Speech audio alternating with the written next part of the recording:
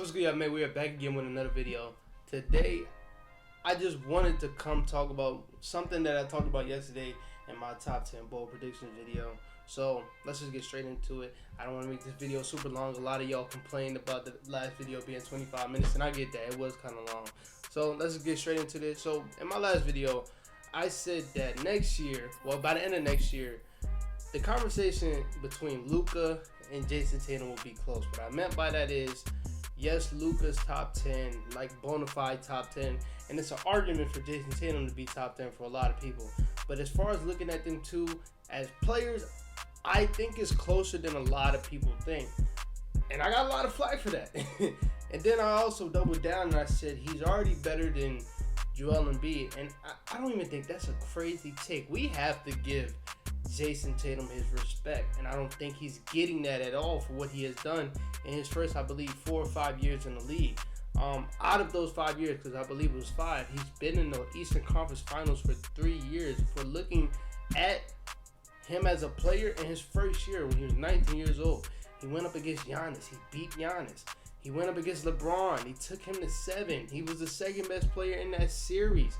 Now, he didn't come out with the win, but doing that all, being the top 5 player, and then going toe-to-toe with the GOAT, and you're not shying back, and you're playing almost as good as he was to an extent. Like, he doesn't get his credit for that. And then the next year, well, the year after that, in the bubble, Jayson Tatum had a really good playoffs. He ended up losing to the Heat, and that's just because Bam Adebayo, that series, if you don't know, Bam Adebayo, that series, like, he had me fooled. I thought that was literally Bam Adebayo. But in that series, he was in his mid-range shots, he was in his free throws, he was getting his buckets, like he was getting legit buckets, not buckets off the pick and roll. He was getting his own buckets. And then on the defensive side, he was that Bam that y'all think he is. Bam is a good defender, but I just don't think he has been as good as he was in that series and in that playoffs, because he was elite.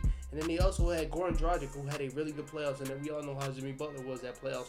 But in that series, Jayson Tatum was the best player. It was just the Heat had a better team. But for him to lead his team to another conference finals, and I believe he was 21 at that age, that's just crazy. And then we focused on this year because a lot of narratives was in this playoff. We start off with the first series. A lot of people, including myself, picked the Nets to win. And I just thought at that time, like, it sucked for the Celtics. Like, y'all just had this bounce back season, became one of the best defenses we've seen of all time, probably had the best turnaround mid-season that we've seen all time, and you're getting rewarded with facing the Brooklyn Nets, who have Kevin Durant and Kyrie as their best players. And I thought they were going to beat them in about 5 or 6 games, because I had that much faith in Kevin Durant, and I still do. That's my guy. But the reason why I didn't go past 4 was, yes, because of the defense, but it was because of Jayson Tatum. So let's look at some of the stats that he averaged in that series. In that series, in 4 games, he averaged 29 points. He averaged a block a game. He averaged 8 assists. Jayson Tatum averaged 8 assists in that series. He averaged 2 steals. He averaged 5 rebounds. He shot 87% from the field, 42% from the 3, and 45% from the field. So the dude averaged 30, averaged 8 assists, and shot 45% from the field and 42% from the 3. He was by far the best player. And that is a series that had Kevin Durant and Kyrie Irving along in that series. And he was by far the best player. And then we look at the other side of the ball. He solidified himself as being one of the best 3-and-D wings. Well, I don't even want to say that. He solidified himself as being one of the best all-around players in the league. He was the main reason why KD didn't look like KD. And it shocked me because, like, we've seen KD face some really good defense. We've seen him face the Raptors. We've seen him face Tony Allen and them guys. We've seen him face the Warriors, and he's just never been faced. He's always going to get his buckets. Just he has some stinkers, but it's not no consecutive stinkers. But against Jayson Tatum, he literally could not be himself. Jayson Tatum made it so hard for him to do anything he wanted to do. He made him uncomfortable, playing real physical with him, kept reaching. Even at times will foul on purpose to let him know he's here. And then on the other side, he's fucking him up. That's going against a top 15 player of all time. And him, not by himself, but him being the main catalyst of why they're dominant, it was Jayson Tatum dogging Kevin Durant for 4 games straight. Kevin Durant had a decent game in Game 4, but it was already over. And Jayson Tatum had like 18 that game, but still, it was already over. He already made his presence known. He already dominated. Then we get to that next series. Now, Jayson Tatum, I've been one that said this a lot. He slowed down a little bit, but at times where he needed to dominate in that series, he dominated. Now, the first game, they ended up getting shocked and blown out by the Bucks. Then in the second game, he bounced back and dropped 30 points and I believe 8 assists again. And then they lost the next game. But in the last 4 games of that series, Jayson Tatum averaged 34 points, 9 assists. Well, actually, no, 9 rebounds, 6 assists, shooting 81% from the field, 38% from the three, and 48% from the field. He averaged 34 points to end that series. And then in a Game 6 where you just lose a crucial Game 5, all the narratives was tearing down Jayson Tatum because he just had 10 points in that game. It was coming at Marcus Smart because he just let off 2 bad plays in a row and helped the Bucks seal the game. And in that Game 6, you come out and you drop 46 points in the Miami Bucks arena. What the fuck am I on? In the Milwaukee Bucks arena, you come out and you drop 46 points, going toe-to-toe with Giannis, who I believe had 30 and 22 rebounds in that game, and you come out dominant, drop 20 points in the fourth quarter, and he hit multiple clutch step-back threes. It was just fire to watch.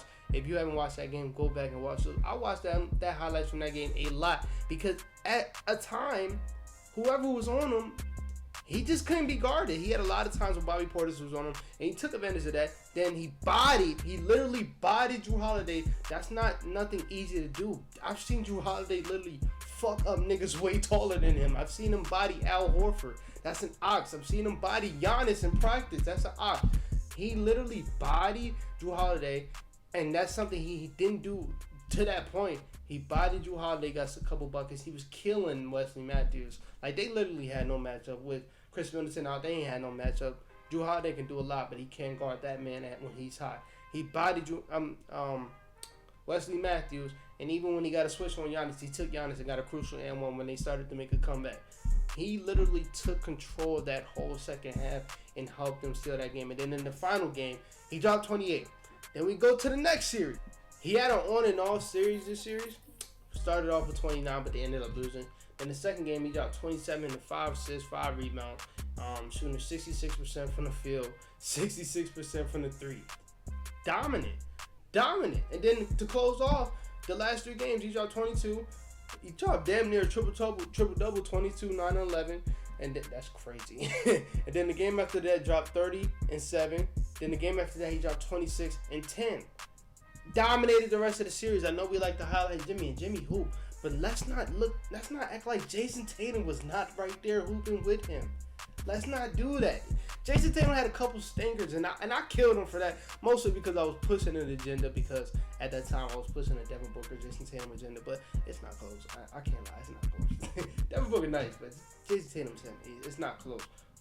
At that time, he was dominating against matchups that was set to kind of stop him. Like, the Bucks, they had the defenders. Yes, it was hard because he is 6'10", but Jrue Holiday, Wesley Matthews, they stuck really good defense, and they just couldn't stop him. In this series, going against P.J. Tucker and Jimmy Butler for a full 7 games, they just couldn't stop you. They stopped you 2 games. I'm not going to lie, they stopped you 2 games, but you still did your thing. And then we go to the finals.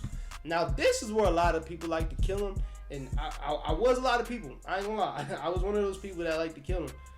But I just don't think he had as bad as the finals as people like to say. One, he was hurt. It came out that he had to get surgery after the finals, I believe. Or he talked about Taylor Brooks, but he had to get something done after the finals. But he was hurt. But in that first game, for them to get killed like they was in their first 3 quarters, and for him and Jaylen Brown to come out in that fourth quarter, first of all, let's just watch these highlights. Now, Steve Kerr was kind of disrespectful putting a 39-year-old Iguodala on Jayson Tatum. So what he just does, and I feel like this is something he doesn't do, Jaylen Brown doesn't do. They don't make the game simple, and that hurts them in the long run. And they kind of ran into that later on in the series. Like, it was at times where they were playing fast and they were doing good, but then they decided to slow the ball down, and that's when they started to let the Warriors get in their defense and let them strap up. But when they were playing fast, they were winning because that's simple basketball. You're playing faster against an older team, you're gonna most of the time win, especially when you're more talented. But shit like this, just driving past the 2 defenders, getting 3 people on him because he's still watching him. He can either make a pass to here, but he sees his shooter in the corner wide open. Stuff like that, making the game more simple for himself, helped them win this game. Now you get plays like this, and I couldn't find a lot of assist highlights in this video right here, but you get plays like this where he drives to the rim off the pick and roll, notices the mismatch, but also notices that he's biting hard on the drive, and then look what he realizes in the corner, and good shot from Daniel Tice. But this is stuff that Jayson Tatum in previous years just wasn't doing. His playmaking was just non-existent. He was just out there getting his buckets. But in this playoff run, he became a way better playmaker. So just to kind of wrap this up, he had a decent a decent finals. It did get kind of highlighted because Andrew Wiggins was kind of clamping. But if you look it up, he was hurt. I got to give him that. He was hurt. So I'm not going to kill him that much. And it was his first finals experience. And the finals is a different game, especially when you're going against a dynasty who did it the last 3 out of 4 years, who won 3 out of the last 4 years. It's a different thing. It's so hard to do, especially against a coach like Steve Kerr, all-time coach, all-time defense, all-time defensive player of the year, all-time player in Steph Curry. Like it was a lot he had to go through. It was a lot. He still played decent for me. So just to wrap this up for the whole point of this video is we have to give Jayson Tatum his respect, because when we're looking at between him and Luka hasn't done the shit that Jayson Tatum does. He hasn't touched 3 out of the last 4 conference finals. He hasn't touched the finals. He hasn't had a run like Jayson Tatum has, because the motherfucker just got out the first round this year. So we gotta pump the brakes, especially when I'm seeing Luka in the top 5. He's just not there yet. We gotta pump the brakes on some of that shit, because it's not true, bro. It's not. And when we're looking at them two together, we gotta start having that conversation soon, especially if Jayson Tatum has another run this year and Luka goes down the first round like he usually does. That's all. That's it for this video, man. I will talk to y'all later. Peace out.